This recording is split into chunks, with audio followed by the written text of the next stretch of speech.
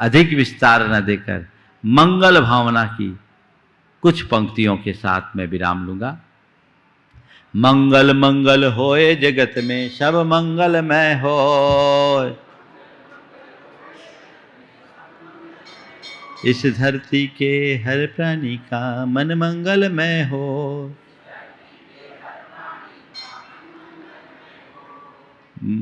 मन का सब संताप मिटे अरु अंतर उज्ज्वल हो, राग देश अरु मोह मिट जाए आत्म निर्मल हो। प्रभु का मंगल गान करे सब पापों का क्षय हो।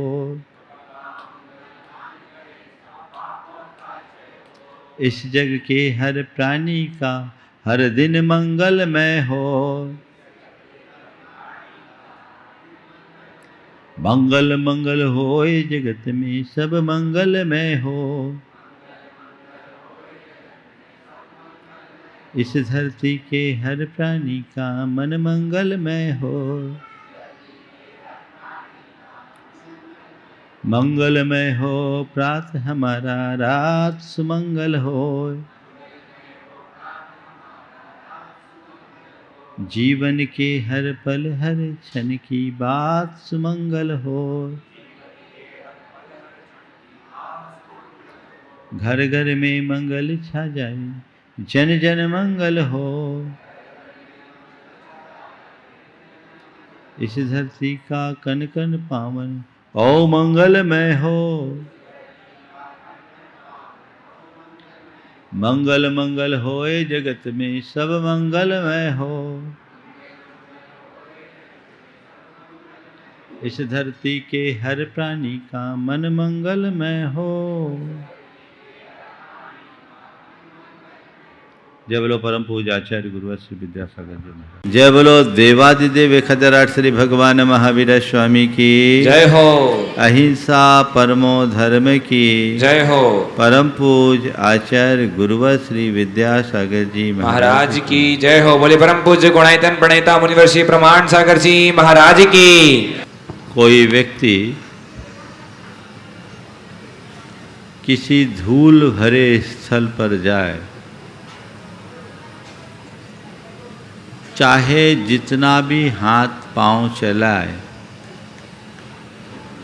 उसके शरीर में रजकण नहीं चिपकते। थोड़े बहुत धूल के कण अगर चिपक भी जाए तो तुरंत झड़ जाते हैं, हाथ से उसे साफ किया जा सकता है। लेकिन वहीं कोई व्यक्ति अपने शरीर में तेल लगा ले और फिर वहाँ उठा बैठक करे तो रजकण न केवल उसके शरीर से जुड़ेंगे अपितु चिपक जाएंगे। उन्हें साफ करना सहज नहीं होगा। संसार में दो तरह के लोग हैं। एक वे जो तेल लगाए पुरुष की तरह अपना अभ्यास कर रहे हैं, और दूसरे वे जिनके शरीर में रंच मात्र स्निग्धता नहीं है। आचार्य कुंद कहते हैं, संसार में जीना हर प्राणी की नियति है, हर किसी को जीना जिएगा, लेकिन हर की परिणति अलग अलग है। हम लोग जब कभी भी धर्म की बात करते हैं तो धर्म और अधर्म को क्रियाओं से जोड़कर देखते हैं। यथार्थतः धर्म और अधर्म क्रिया नहीं, परिणाम है, भाव है, जिसे हमें अच्छे से समझना चाहिए। तुम्हारी क्रिया चाहे कितनी अच्छी हो, उससे तुम्हारा भाव नहीं जुड़ा तो उस क्रिया का कोई लाभ नहीं। और क्रिया चाहे कैसी भी खराब हो, यदि तुम्हारा भाव नहीं जुड़ा तो तुम्हें उससे कोई नुकसान नहीं। आज बंध की बात करनी है। आचार्य कुंदकुंद कहते हैं, क्रिया से बंध नहीं है, भाव से बंध है। तुम क्या कर रहे हो ये उतना महत्वपूर्ण नहीं है। महत्वपूर्ण ये है कि किस इंटेंशन से कर रहे हो, किस भाव से कर रहे हो, तुम्हारी परिणति क्या है।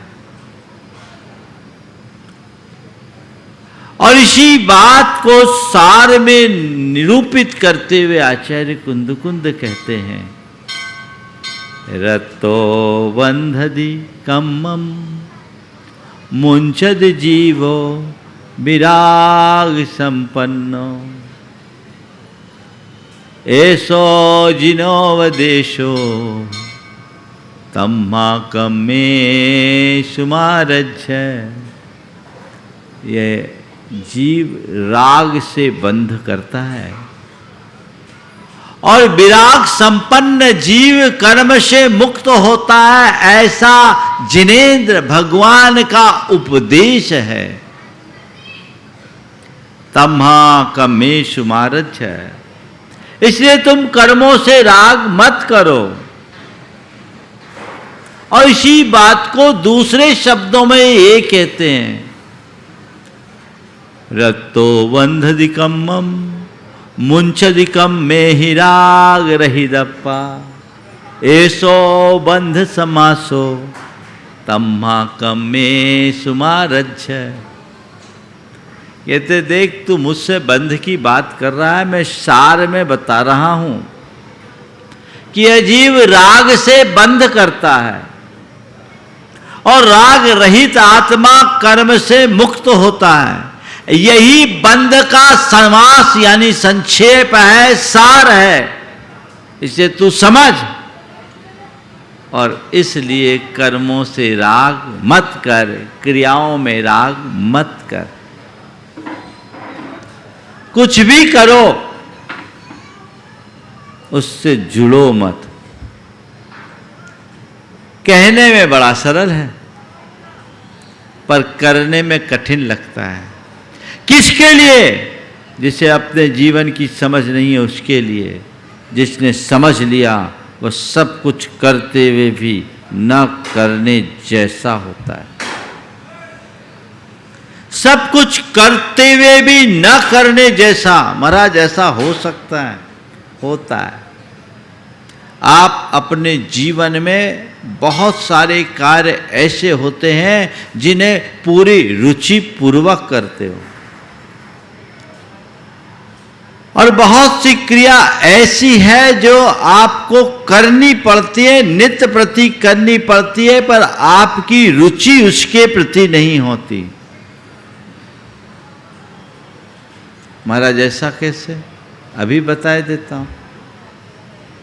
आप मिठाई खाते हो? महाराज जी मिठाई के तो हम शौकीन ही हैं।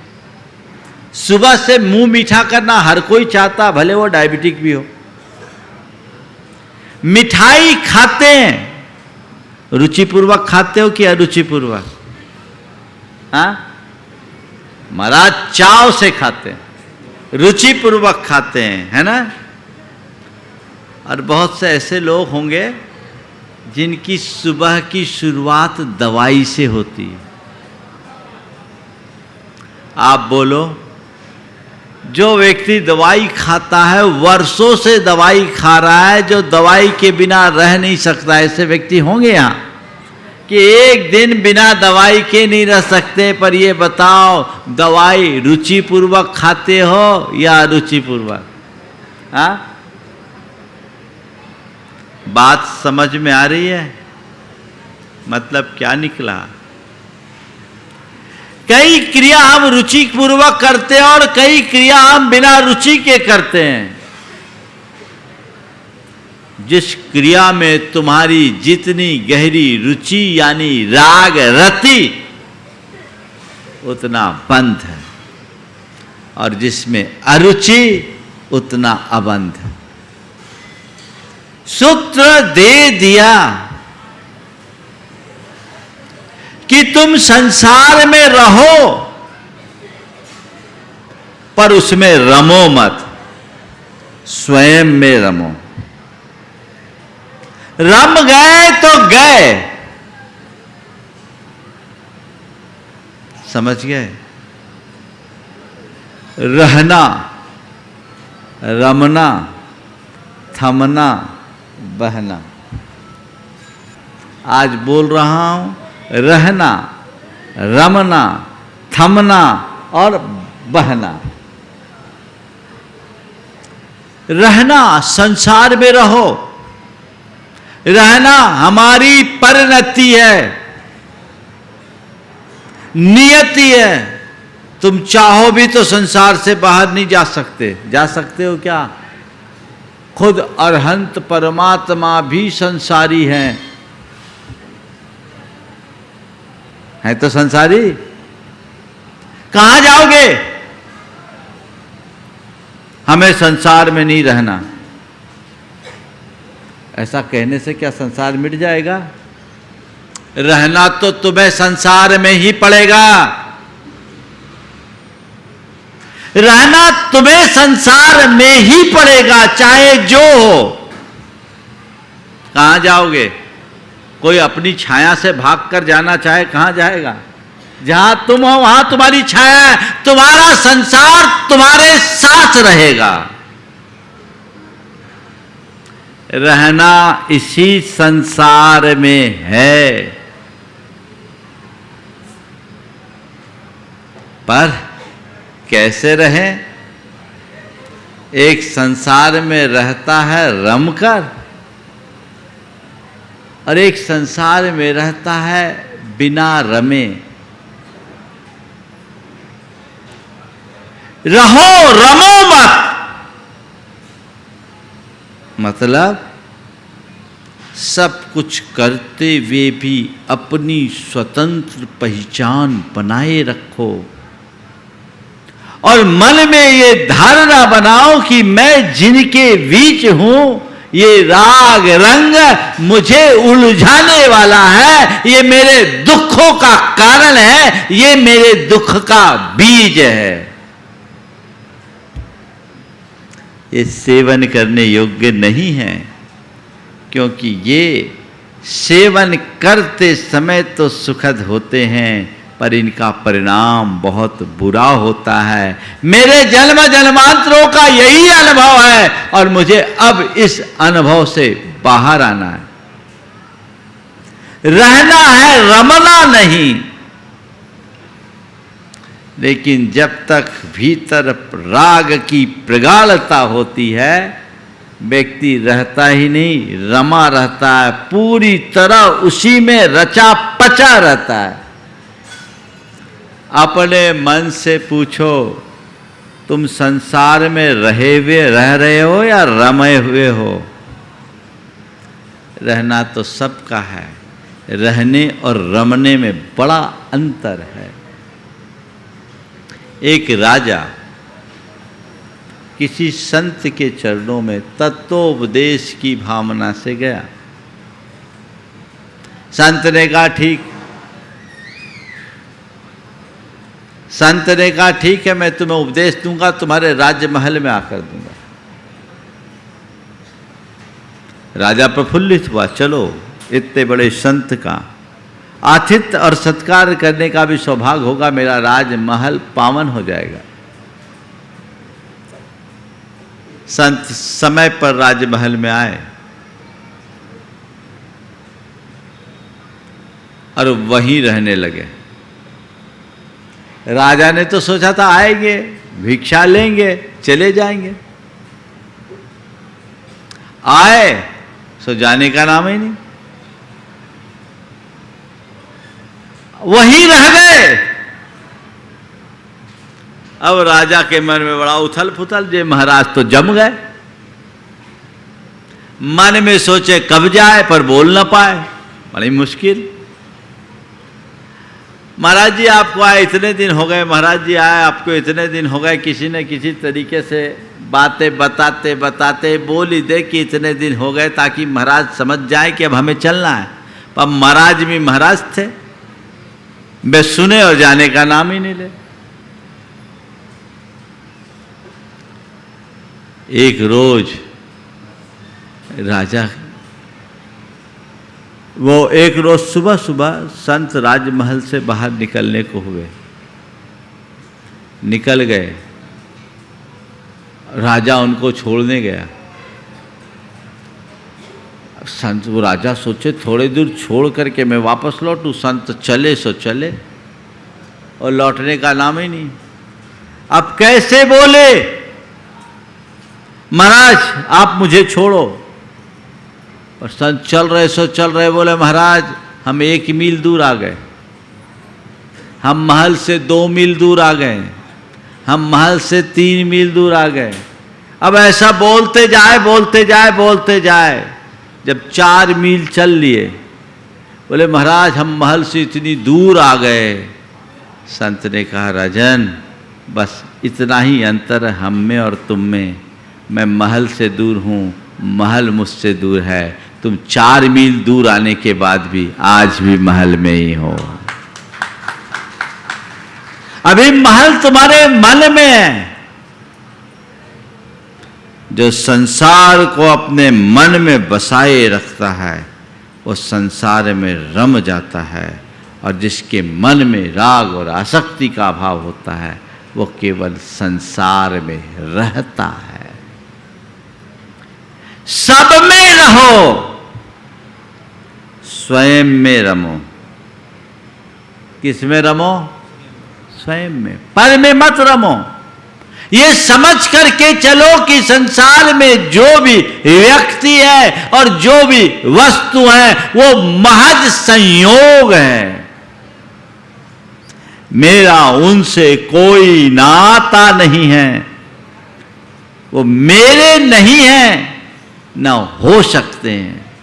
सब अपने अपने हैं।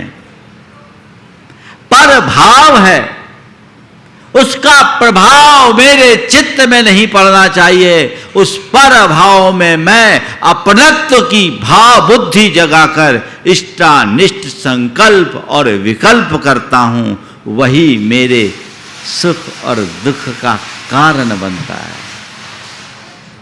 अब मुझे रहना है, रमना नहीं। आचार्य कुंद कुंद ने समय सार में 2 गाथाओं के माध्यम से ये हार्द खोला है कि तुम राग छोड़कर जियो, आनंद ही आनंद है। चीजों को पकड़ो मत, आनंद ही आनंद है। और पकड़ लोगे तो द्वंद्व है, इसके अलावा और कोई रास्ता नहीं है। जह विषमुब्बु जंतो बेजो पुरुषो न मरण उयादि दब्बू भोगे पोगल कम्मस उदयम तह भुंजदि नेव वज्र दे नानी। जह विषमुब्बु जंतो वेज्यो पुरुषो न मरण उयादि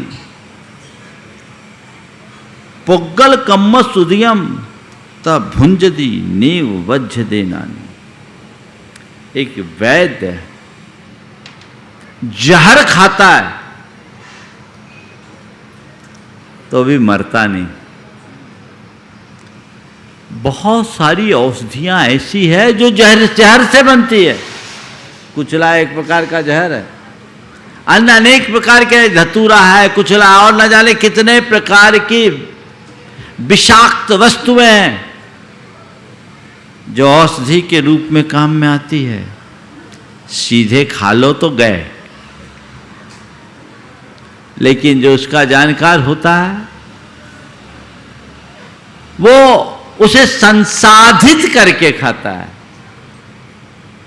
पारा अगर निगल लो तो शरीर फाड़ के निकल जाएगा, लेकिन उसी पारे को भस्म बना लो तो पारद रसायन कई रोगों में अमृत का काम करता है।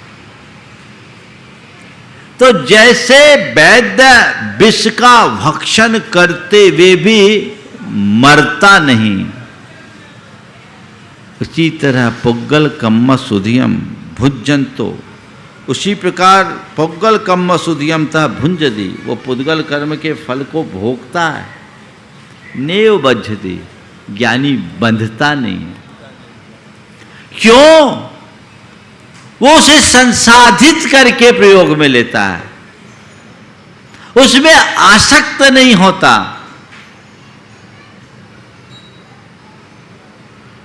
और दूसरा उदाहरण दिया, जह मज्जम पिब मानो अर्दि भावेन नेव मज्जदे पुरुषो, दब्बू भोगे अर्दो नानी बिन बज्जदे तहावी। जैसे कोई व्यक्ति अरति भाव से मद्य पिए तो उसे नशा नहीं चढ़ेगा। बहुत सारी औषधियां होती है जो मादक होती, और वो एक आध चम्मच वैद्य कहता है लेना है, लेना पड़ता है, तो एक आध दो चम्मच औषधि के रूप में कोई मादक वस्तु ले भी लो तो क्या नशा चढ़ता है? नहीं चढ़ता। तो जब मज्जम पिबमानो अर्दि भावेन नेव मज्जदे पुरुषो, अरति भाव से मद्य का पान करने वाला पुरुष भी उन्मत्त नहीं होता। दब्बू भोगे अर्दो नानी भी न बज्झ दे तहावी। उसी प्रकार कर्म द्रव्य के उपभोग में अरति रखने वाला, अरुचि पूर्वक उनका भोग करने वाला ज्ञानी उससे बंधता नहीं। दिया रहो रमो मत, थमो बहो मत। रमना नहीं है, बस तटस्थ भाव से उसे सहज रूप से स्वीकारना है। जैन जगत में एक उत्कृष्ट उदाहरण प्रस्तुत हुआ जम्बू स्वामी का। जम्बू कुमार को वैराग्य हो गया भगवान के दर्शन के बाद। उन्होंने तय कर लिया कि अब मुझे दीक्षा लेनी है। उनकी मां ने कहा, इकलौता बेटा तू दीक्षा ले लेगा तो मेरा क्या होगा? इतनी बड़ी संपत्ति को कौन भोगेगा? मां, अब मुझे निज संपत्ति का परिचय मिल गया, मुझे अब बाहर की संपत्ति से कोई राग नहीं, मुझे तो दीक्षा लेना है। बेटा दीक्षा लेना है तो ठीक है, पर तेरी सगाई हो गई, 8 कन्याओं से तेरा विवाह होना है, उनका क्या होगा? बस हो गया सो हो गया। बेटा पहले हो जाता तो ठीक था, तू सगाई कर ले, सगाई हो गई, तू शादी भर कर ले, और कुछ नहीं, एक रात रहना फिर तू निकल जाना, हम देख लेंगे। क्या कंडीशन! कहते जम्बू स्वामी ने मां की बात को स्वीकार लिया और वो घर में ही कपड़े वाले साधु की तरह रहने लगे, बैरागी की भांति। अब मुझे निकलना है, निकलना है। अपलक तो किसी से नहीं, क्योंकि निज से नाता जुड़ गया। 8 कन्याओं से विवाह हुआ, 8 से ही हुआ ना? उस समय की सभी बड़े बड़े श्रेष्ठियों की पुत्रियां, रूपसी पुत्रियां, उन तक भी ये समाचार पहुंचा दिया गया था कि इसने एक शर्त के साथ विवाह को स्वीकारा है, एक रात रहेंगे। उनने भी कहा ठीक है, ये भी हमारे लिए चुनौती, आर या पार, देखते हैं किसकी जीत होती है, देखते हैं किसकी जीत होती है। विवाह हुआ, करोड़ों स्वर्ण मुद्राएं दहेज में आया, सब अंबार घर में लगा है। जम्बू कुमार का मन केवल एक ही बात पर टिका है कि कब सुबह हो और मैं अपने लक्ष्य की ओर बढ़ूं।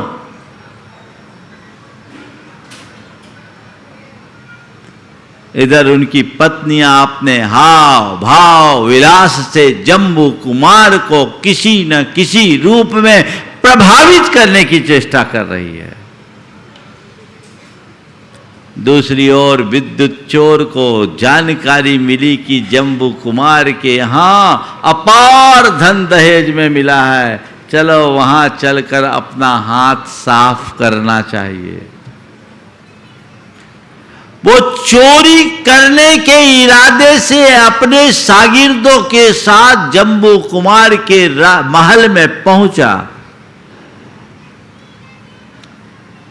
जम्बू कुमार की मां की दृष्टि उस पर पड़ गई। पूछा, तुम कौन हो? बोला, मैं विद्युत चोर हूं, चोरी करने के इरादे से आया हूं। बोले, तुझे चोरी करने की जरूरत नहीं है, तू सब ले जाना, बस एक काम कर, जितना दहेज का सामान है मैं सब तुझे दे दूंगी, ऐसी दे दूंगी, तू किसी तरीके से जम्बू कुमार को भर मना ले। उसने ये निर्णय कर रखा है, सुबह होते ही चला जाएगा, तो मना भर ले, जितना दहेज का माल मैं सब तुझे सहर्ष दे दूंगी। उसने भी सोचा, गजब है, चलो देखा जाए। एक झरोखे की ओट में बैठकर वह जम्बू कुमार और उनकी पत्नियों की वार्ता को सुनने लगा। पत्नियां उन्हें अपनी ओर आकर्षित करने लगे और जम्बू कुमार उन्हें तत्व का उपदेश देते हुए संसार की नश्वरता का बोध कराने लगे। बोले, ये सब क्षणभंगुर है, ये ओस के बूंद की तरह है, ये इंद्रजाल की तरह है, ये आकाश के नगर की भांति है, ये पानी के बुलबुले के भांति है। जीवन का भरोसा नहीं, यौवन का ठिकाना नहीं और धन संपत्ति का भी कोई विश्वास नहीं। आज है, कल रहे न रहे, मुझे इन जल से कोई मतलब नहीं, मुझे अपनी चेतन आत्मा से मतलब है। उनकी पत्नियां प्रभावित करना चाह रही थी, पर जम्बू कुमार टस से मस नहीं। जब इन बातों को विद्युत चोर ने सुना तो उसकी अंतरात्मा भी बदल गई। उसने कहा, ठीक कहता है कुमार, ये जल वस्तुओं को तो मैं अनंतों बार पाकर भोग कर छोड़ चुका, इनसे न तो आज तक किसी को तृप्ति मिली है न मिलेगी। ये व्यर्थ है, क्षणक्षयी है, नश्वर है, असार है, मुझे इन्हें स्वीकार नहीं करना चाहिए। और मन में तय किया, वो तो सुबह आगे बढ़ेगा, जब आगे ही बढ़ना है तो सुबह क्यों, अभी ही क्यों न बढ़ा जाए। और चल दिए। रात में ही विद्युत चोर अपने 500 साथियों के साथ नहीं, अब शिष्यों के साथ कहूंगा, शागिर्द से अब क्या बन गए, शिष्य, दीक्षा ले ली।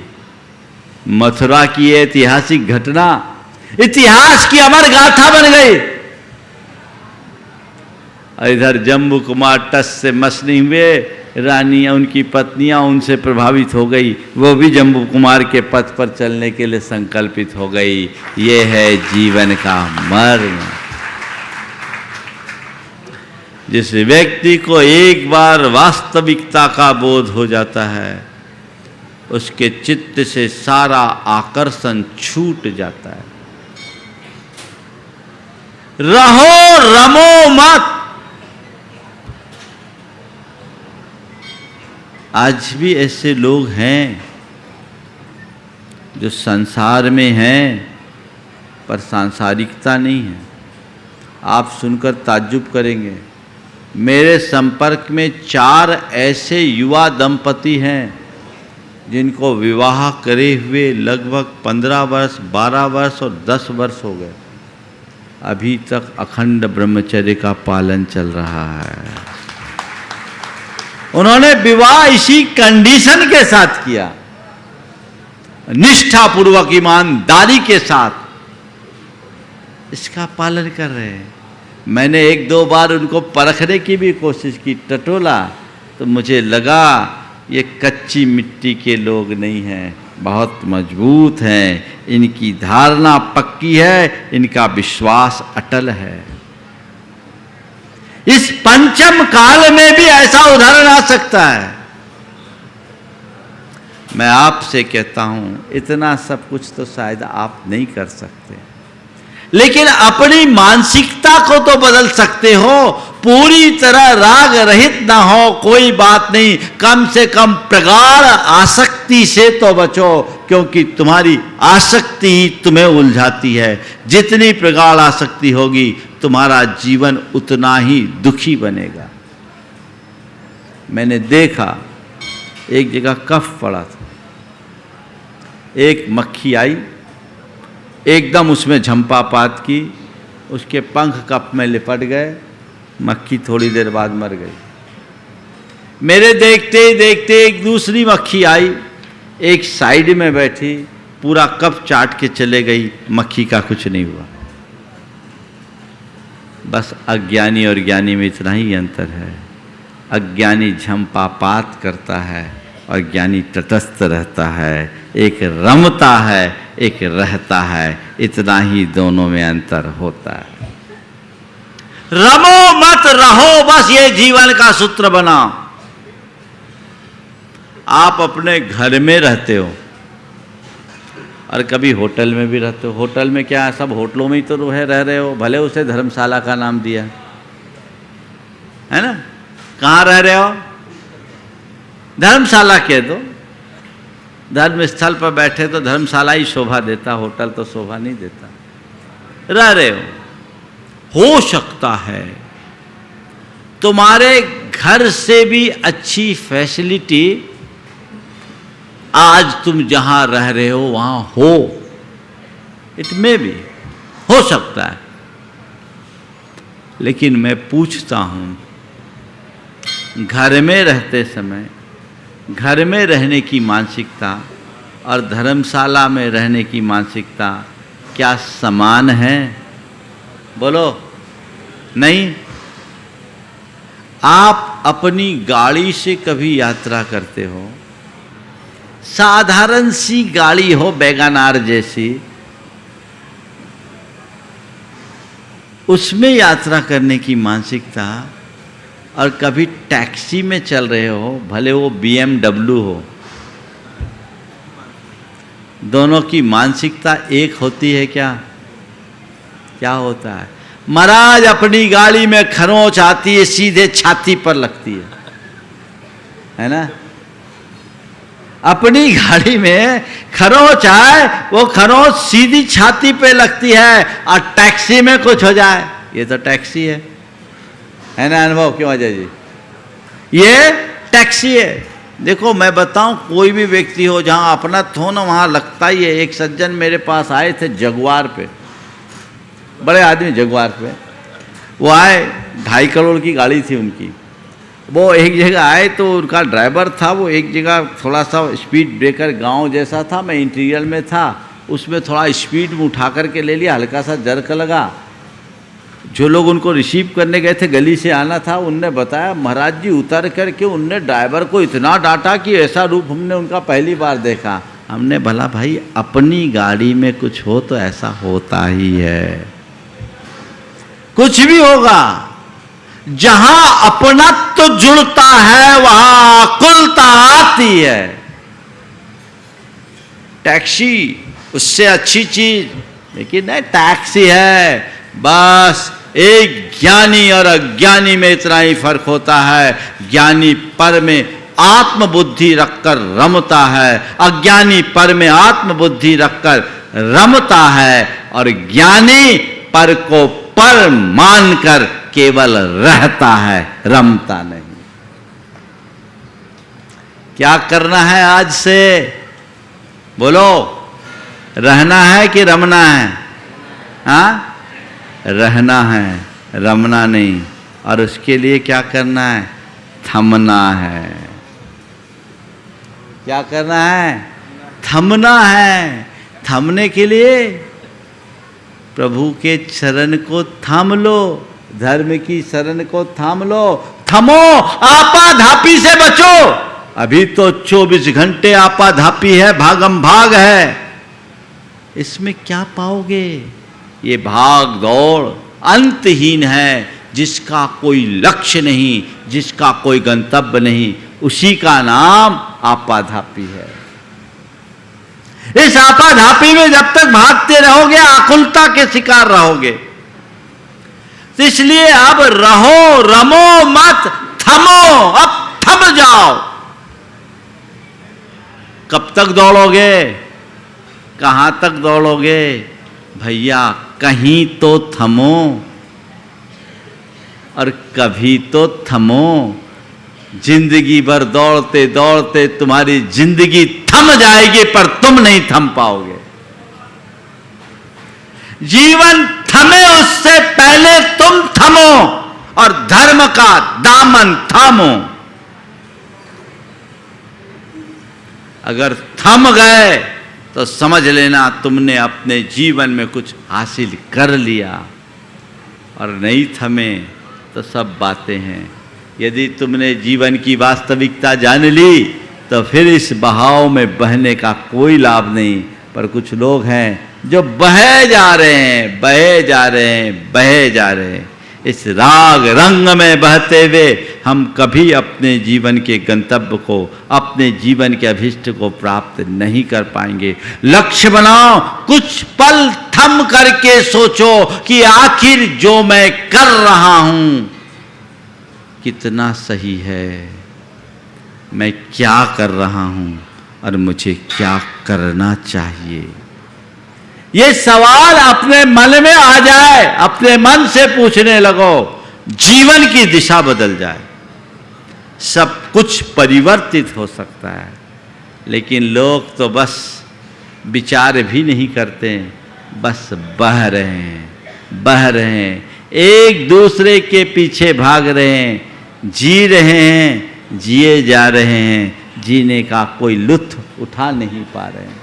तो बहना नहीं है, थमना है, अपने आप में रमना है। ये मनुष्य जीवन मिला है, ये सुविधा हमारे पास है, दूसरों के पास नहीं। ये सारी सुविधा हमारे पास है, तुम थम करके निज में रम सकते हो। अभी तक तो हम विषयों में बहे हैं, अब विराम लो, तत्व ज्ञान का आश्रय लो, निज पर का भेद विज्ञान करो, भोगों की असारता की पहचान करो, आत्मा की अमरता का भान करो, तब कहीं जाकर हम अपने जीवन का वास्तविक उत्थान कर सकते हैं। अन्यथा सब कुछ आना जाना है, कोई ठिकाना नहीं है। इसलिए क्या करना है? रहना है, रमना नहीं। और कैसे रहना है? कैसे रहना है? स्वरूप बोध के साथ रहना है, स्वरूप बोध के साथ रहना है, अपने में रहना है, पर में नहीं रमना। सब में रहो, निज में रमो, समय से पहले थमो, बहो मत। ये आज का सार सूत्र है, और इसी में बंध से बचने का उपाय है। तो रत्तो बंधदिकम्मम मुंचदिकम में ही राग रही रप्पा, ऐसो बंध समासो तम्मा कम्मेसु मां रज्जा का सार यही है। तय कर लीजिए आप, मुझे चीजों से चिपकना नहीं, कर्तव्य के भाव से अपना काम करना है, कर्तृत्व की बुद्धि अपने हृदय में नहीं आने देनी। कर्तव्य भाव बस रहो। हम तो 4 दिन के मेहमान हैं, आज हैं, कल रहे न रहे, ये सब किराए की चीजें हैं, अपनी है क्या? है क्या? भजनकार बहुत अच्छा गीत गाते हैं, जिंदगी ये किराए का घर है, इसे एक दिन बदलना पड़ेगा, मौत तुझको जब आवाज देगी, तुझे घर से निकलना पड़ेगा। ये जीवन की हकीकत है। समझो हम किराए के घर में हैं, अपना कुछ भी नहीं है। उसे अपना मानना मेरी भूल है। बस मेरी आंखें खुले और मैं अपने जीवन की दिशा को तय कर सकूं तो हमारा जीवन धन्य हो। बोलिए परम पूज्य आचार्य गुरुवर श्री विद्यासागर जी में।